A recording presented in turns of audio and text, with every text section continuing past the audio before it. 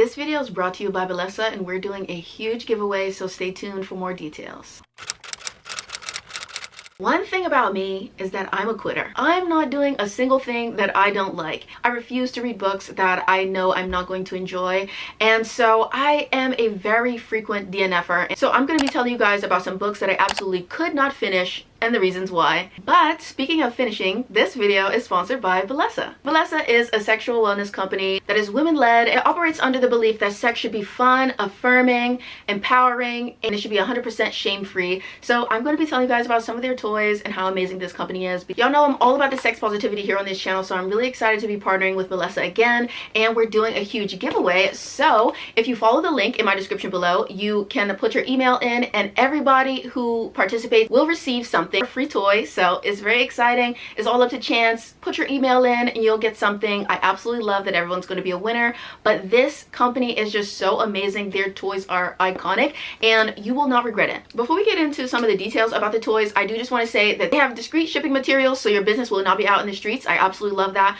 Then they also have these really cute discreet cases that the toys come in that you can use for charging your device. So there is an external charging port here, which I love, so that the toys can be kind of concealed but still cute out in the open. So I love that. I appreciate that.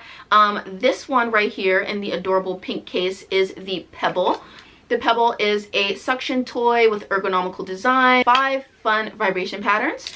And then we have my absolute favorite, which is the Air Vibe, and it looks like this. This is a dual stimulation toy, so one part goes inside and there's like a little suction aspect on here. This is actually a magical invention. Sometimes the race is over before it's even really begun, and I absolutely would recommend it to anybody who has the kind of equipment that this is suited for. Despite these two toys being for certain kinds of anatomy, they do have a really wide array of toys, so I would highly recommend checking them out. They have great stuff for partners and for solo play. Check them out at the link in my description. Put your email in so that you can get a free toy. How exciting. And we're going to get into the books that I could not finish and all the reasons why. We're starting off really hot and heavy with Fourth Wing by Rebecca Yarros.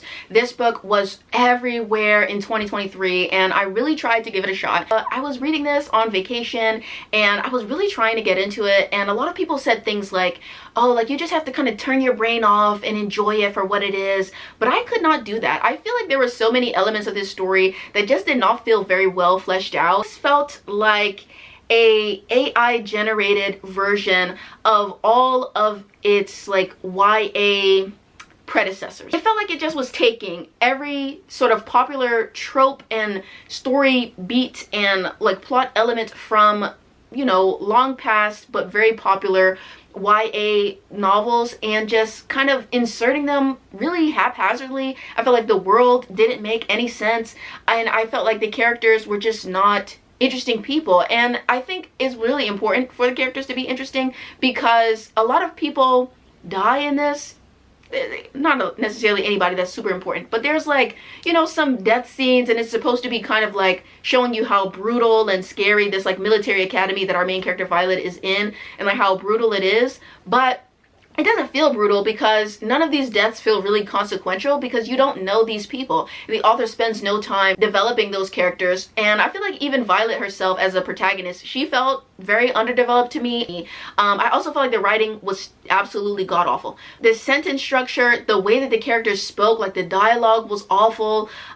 There was so much info dumping and like expository dialogue that was terrible. The characters had no personality because the author was not good at writing like a true distinct tone for each individual person, and everybody just spoke in like info dumps, and it just did nothing for me, like absolutely nothing. So I did end up DNFing this book pretty deep into it. I believe I was around like 400 pages into it, and it was just so trash. Also, I need authors to give up on the whole like love triangle thing.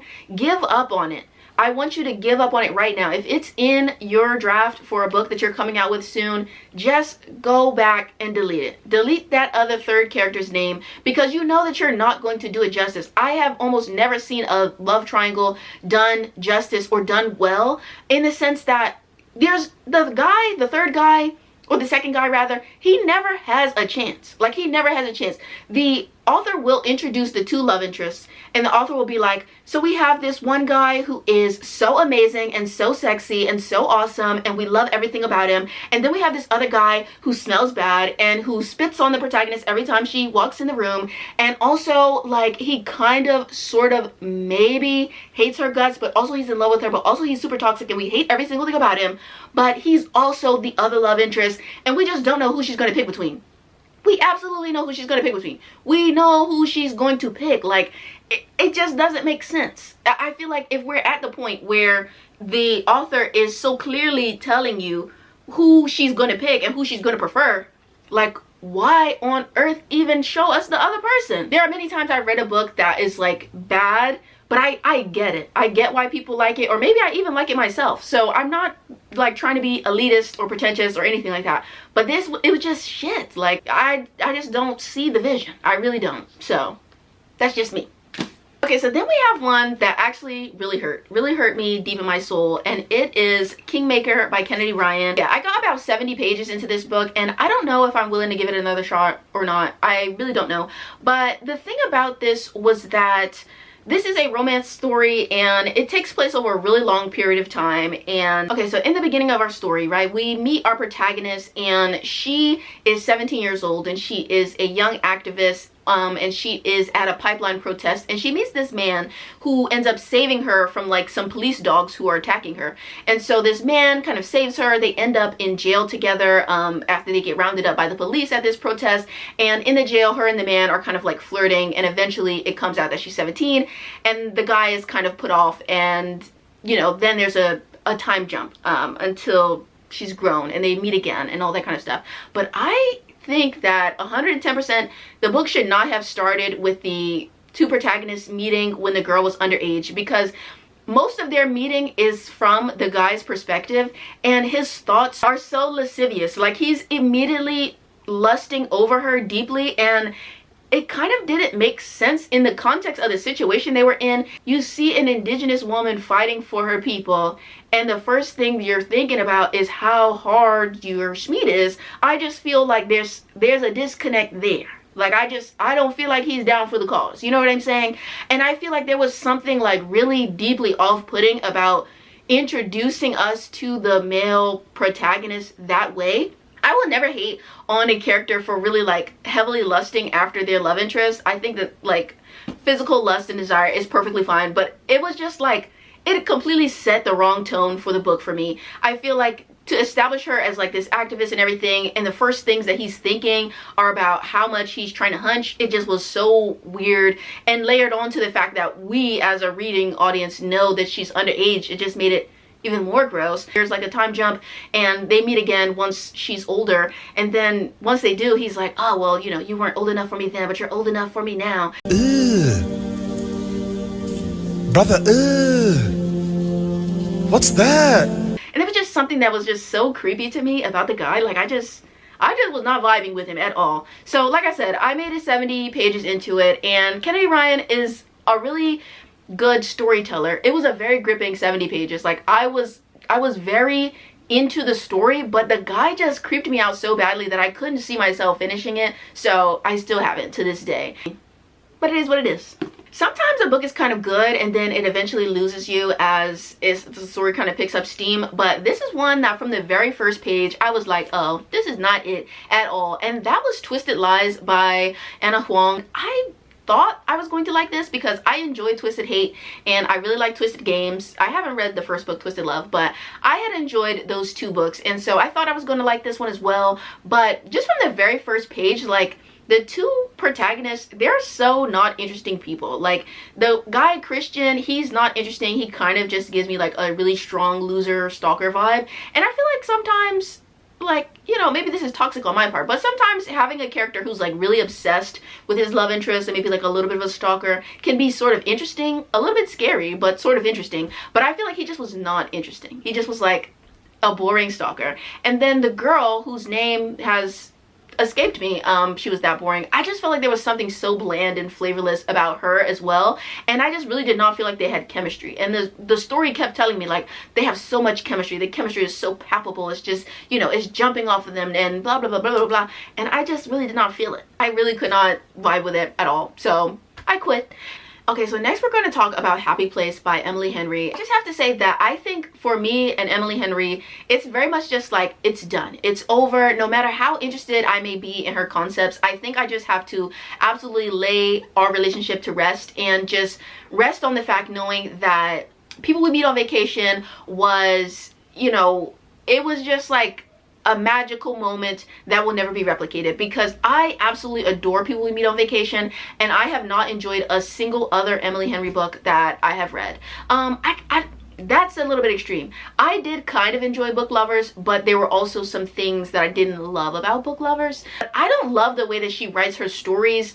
There's just something about the way that she chooses to structure them a lot of the times that I'm not a huge fan of. I'm not a huge fan of angsty romances to begin with. That's just not necessarily like my typical thing. And I don't know, there's just something about her writing that just doesn't speak to me. I can't say that her books are bad or poorly written or anything like that, but they just don't speak to me and to my taste enough that it makes sense for me to continue trying to read her books. But I did try to read Happy Place because I was making a video about like anticipated romances of 2023 or whatever, and I couldn't finish it. I got like 50% through, or maybe even a little bit more than that, and I just never really came to care about those two protagonists. It just was not giving. Like, I just wasn't into it. I don't know. Now, here's a really unfortunate DNF. I had to DNF Soul of a Witch by one of my favorite authors, Harley LaRoe, and I really don't think that this is necessarily a bad thing, but it was just not working for me, because the way that Harley has structured the series, the Souls trilogy, is that each book follows the same timeline and the same sequence of events, but from the POV of different couples. And so you learn a little bit more about the world and about the circumstances through each relationship. I felt like the relationship that was developing between the characters in Soul of a Witch was cool. We have this new witch named Everly who's kind of like learning her powers, and then her devoted demon boyfriend named Callum, and Callum was really sexy. I feel like their vibe together was really fun. If you're ever interested in reading about a demon getting pegged, like, you should absolutely read this. That scene was really hot, but I just got like maybe 70% into the book, and I just felt like, I don't really need to keep reading because I already know how the plot's going to end up, because I already know what happens, because I already read the previous two books. And so I think that that was like the one pitfall of the series for me. It just wasn't my favorite thing, but it wasn't the worst thing either. But you know, I didn't finish it, so there's that. Speaking of being really devoted and down bad, I read this book. It's a monster romance. It's called Halfling. I can't remember who it's by. It's by S.E. Wendell, and this was a new to me author, and I was loving this book so much at first, and then I got like 70% through and I quit again, because y'all know me, I'm a quitter. And one thing about me is that I will not let how much of the book that I've already read deter me from not finishing it. If I feel like I'm losing interest, then I just will give up no matter how far I am. I could have only one page of the book left, and if I choose that I don't want to read it anymore, I just won't. And that's kind of what happened with this book. So it had a really good start. It's about this world where there are like orcs and there are humans. Orcs, they end up like kidnapping this woman, and she gets like sold into slavery, right? And so there's this guy who is half orc and half human, because his mother was placed in like a similar situation, and she was like made to be a concubine of this warrior. And once he sees that they have like kidnapped another human woman, and they have the intent to do the same thing that they did to his mother, which really destroyed his mother like emotionally and mentally, and forced her to abandon him as a child, he decides that he wants to save this woman. So he ends up like saving this woman, and they're on the run, and he's trying to like bring her to a human settlement so that she will be safe and, you know, away from the hands of like his orcish kinsmen. And so this is like a typical like kind of journey fantasy romance, and I was really enjoying it. It's like a very good like slow burn, and the tension and chemistry between them was really excellent. I feel like the writing and like everything like that was really good, but then it just lost me. Like, it just really lost its luster. I feel like slow burns are cool, slow burns are great. I may not be the right person for a slow burn, but I think that I was initially enjoying it. But this book is almost 500 pages, and I just don't feel like enough happens to excuse the 500 pages of story. I think if the book was 400 pages, it would have been perfect. But the book being almost 500 pages, it just felt like at certain points the story was kind of spinning its wheels, and there was a lot of tension in the earlier part of the story because they were actively being pursued by the other orcs because this guy has like stolen their property and all that kind of stuff. And so there was like a real sense of tension and danger and everything like that initially, and I feel like that sense of tension really like goes away after you get to like the 80% mark. And I just felt like, why am I still here? Why am I still reading it? Like, the book should be over, and it wasn't. So I just was like, well, I'm gonna end it for myself because I just don't feel like reading any of this anymore. So I didn't. I quit.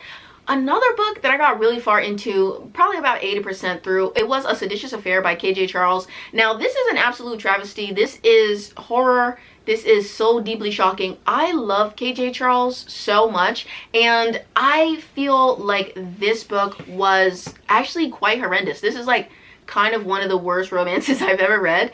And I don't even fully understand it as a romance because it's about this guy who's like a seditious, treasonous, radical thinker, and he publishes like these radical pamphlets that he's trying to, you know, get people to believe in like basic human rights, like that people deserve food and housing and things like that. And his love interest is a Tory who does not really believe in those same things, and he's not a radical thinker in the same way. I feel like the story was really based on this like playful, flirtatious arguments between them while they're arguing about their politics. And I feel like the fact that the one guy is arguing for radical politics like women are people, maybe they should be able to vote, and everyone should be able to eat, and, you know, housing shouldn't be, you know, just for the rich, and everyone shouldn't be on the streets starving and sick, you know, and having like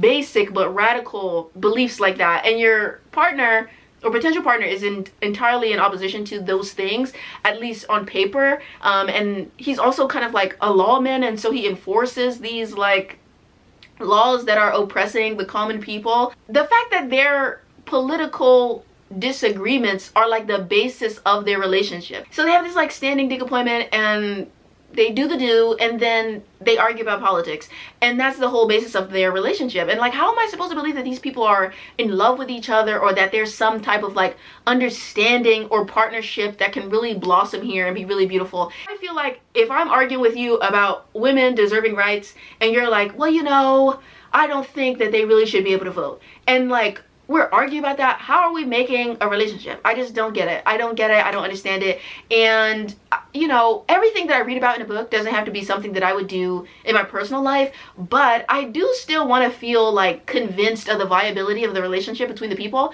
and I absolutely did not feel that, at least not in a way that was like fully satisfying to me. So I gave up. If you have read this book, please let me know your thoughts on it and like your read on the relationship between the two guys in this, because I don't know, it just really didn't work to me, but maybe it worked for somebody. Like, I don't know, I just was not a fan. Okay, another book where the characters have very different political beliefs, and it made me like not understand how they're going to have a relationship at all, was Crave by Shay Sanders. I've read a few books by Shay Sanders in the past. She's a really hit or miss author for me. Sometimes I read the books and I'm like, oh my god, this slays. I love this. This is so fun. And other times I'm reading her books and I'm scratching my head and I'm like, what the fuck are you talking about right now? Because she likes to sneak in a lot of little strange things. And in this book, the strange thing that she chose to sneak in there was that our protagonist is actually a professor of women's studies, and she ends up meeting this guy. She's like goes away for the weekend and she's staying at this Airbnb, but the Airbnb happens to be double booked, and there's like this guy and his friends also staying there. And but the main guy she was interacting with, I hated him so badly, and he gave me the creeps, and I just did not fuck with him. He was so pushy and weird, and I didn't like him at all. Nothing about him was suave or charming or anything. He just was a pushy creep that I didn't like. They end up having an interaction where they like go to the supermarket together or something, and they're talking and they're getting to know each other, and he asks her what she does for a living. She says that she's a professor of women's studies, and he says, women's studies? Is that like that feminism shit? I don't know how I feel about that. What? You don't know how you feel about feminism? You don't know how you feel about the political and economic equality of the sexes? You don't know how you feel about that? if you were going to have a character who maybe doesn't believe in feminism or doesn't identify as a feminist or whatever, you're going to have like a dude character like that, then maybe don't have the woman in your book be a women's studies professor. Like, the whole scene is insane for a number of reasons, but the fact that he would so blatantly to her face disrespect her life's work, like, do you have any idea how much education goes into becoming a professor of something? Like, to become an intellectual scholar and to be a professor of something and to be working in it, like, and you have to be a professor, like, typically, especially if you have a tenured position or you're on a tenured track, you need to be publishing consistent scholarship in your field and everything like that. So for so much of her life to be kind of devoted to women's studies, she's very easily accepts his blatant disregard and disrespect for her life's work. And so it was just a very strange interaction to me that I absolutely hated everything about. If you're going to have a character who is like that, who's maybe not like the most culturally, politically sensitive person, I feel like, why would you make the girl a professor of women's studies of all things, and to have her tolerate that kind of tomfoolery? I just don't understand it. I don't understand it, and it completely destroyed any illusions of like sexiness that could have occurred for me in the book. So yeah, I just couldn't read it. And this gets recommended pretty heavily as far as like Black polyamorous romances are concerned. I see this book recommended all the time, and I really don't understand how. Like, I don't understand how anybody can make it past that scene. I feel like that scene is so crazy and disrespectful, and I don't know. I feel like a man is at his sexiest when he is devoted, down bad, and respectful to a T. So disrespect, especially to this magnitude, accepting it, is crazy as fuck to me, and I don't understand it. So it just could never be me. And because it could never be me, I just couldn't see myself finishing the book. So I didn't. And another really disrespectful, horrible, hated it, set women's rights back several decades book that I tried to read and did not finish. And this is going to be the last book we talk about. Nobody to Love You Better by M.L. Bash. Another Black poly romance that I was really sad to have a bad experience with. So first of all, I read this because I read the synopsis, and the synopsis says that this is like a small town cowboy romance. So I'm like, oh my god, this is gonna be so cute. I can't wait to read it. Why I start reading it, and the man is like dealing drugs. Like, he's a drug mule or some shit like that. And he's dealing drugs like through his ranch.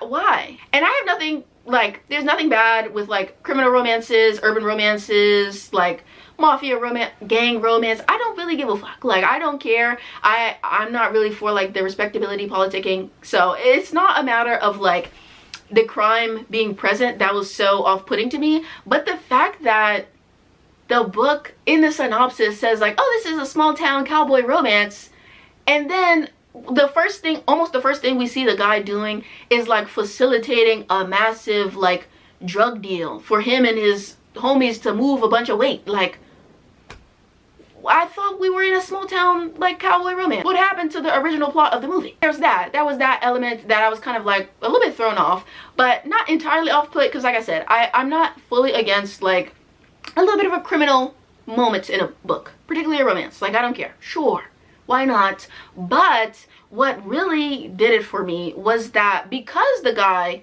is a criminal, him and the girl are having a little adult sleepover, and she comes downstairs while he's in the middle of facilitating like this huge drug deal, and so she ends up seeing some stuff that she shouldn't, and that puts her in danger of like being, you know, caught in the crosshairs of this whole dangerous like criminal organization that he's a part of. And because of this, she has to like immediately move in with him and his friends, and he's like pushing their relationship forward really fast. They've been together for like 2 days, and he's like trying to marry her. He's trying to get her pregnant. She's like, I want to be on birth control, and he says, no, you're not going to be on birth control, you're going to have my babies, and all this other weird, pushy, gross bullshit. And then, as if things couldn't get worse, okay, as if they couldn't be more fucked and toxic and terrible, okay, there is a scene where she does something, like she doesn't tell him some information that he honestly should have known. Like, she should have shared that information with him, but she didn't. Whatever. Because she doesn't tell him this, he chooses to punish her. And the way he punishes her is by waterboarding her and choking her in a shower. Hello? What the fuck are we doing? What are we talking about? Like, what's going on? Why? Why would that be the case? And it's all done under the guise of them having like kinky adult fun times, but fuck that. There's no safe words involved. There's no discussion. There's no nothing. There's just punishment. Absolutely foul. Hated everything about it. And I just, like, I don't understand. Okay, I absolutely have no desire to read stories where women have their autonomy taken away in the ways that it was transpiring in this book. And it was just nothing exciting or sexy about that prospect to me. I know a lot of people enjoy dark romances and things like that. So this is not even to, like, fully judge people who like dark romances. I feel like if that's your thing, then, like, whatever, go nuts. But I really don't feel like the book was properly advertised. I think if you're gonna have a synopsis on Goodreads and the synopsis says, oh, this is like a spicy small town romance, how do we get from small town cowboy romance to drug deals, a loss of bodily autonomy, to, you know, suffocation and all this other stuff? Like, how do we get there? Again, I just want to make it clear, I'm not fully against dark romances. I'm not against, like, kink being present in romance and all that kind of stuff, but I believe that if there's going to be kinky fun times happening, it needs to be safe, sane, and consensual, or at the very least consensual, if not fully safe and sane. And I feel like there was nothing that felt very consensual about that moment, and it was very disgusting, and I just couldn't vibe with it. So of course I DNF'd the book once I hit that scene, and if the story gets, like, so much better past that scene, I don't know, I won't know, and I don't care, because I will never be reading anything by that author again. And like I said, I am just someone, I really don't believe in doing things that I don't like, and I don't necessarily believe in giving a second chance if you've completely pissed all over the first one. And for me, that was the experience that I had with this book and this author, so I don't think I'll be, you know, revisiting, but that's just me. So let me know a book that you DNF'd recently, and why did you DNF it? I would love to know in the comments below. This is a space, a safe space for haters of all kinds, so please feel free to hate in the comments below. Thank you so much for tuning in to this week's episode of Complaining with Mina Reads, and I will see you in my next video. And thanks again to Bessa for sponsoring this video. If you guys want to participate in this giveaway, again, all you got to do is click the link in my description, put your email in. Very exciting. I'm excited for you. Like I said, magical technology. You don't want to miss it. Be sure to click that link in the description below. Thank you so much for tuning in to this episode of Mina Reads and Complains, and I will see you all in my next video.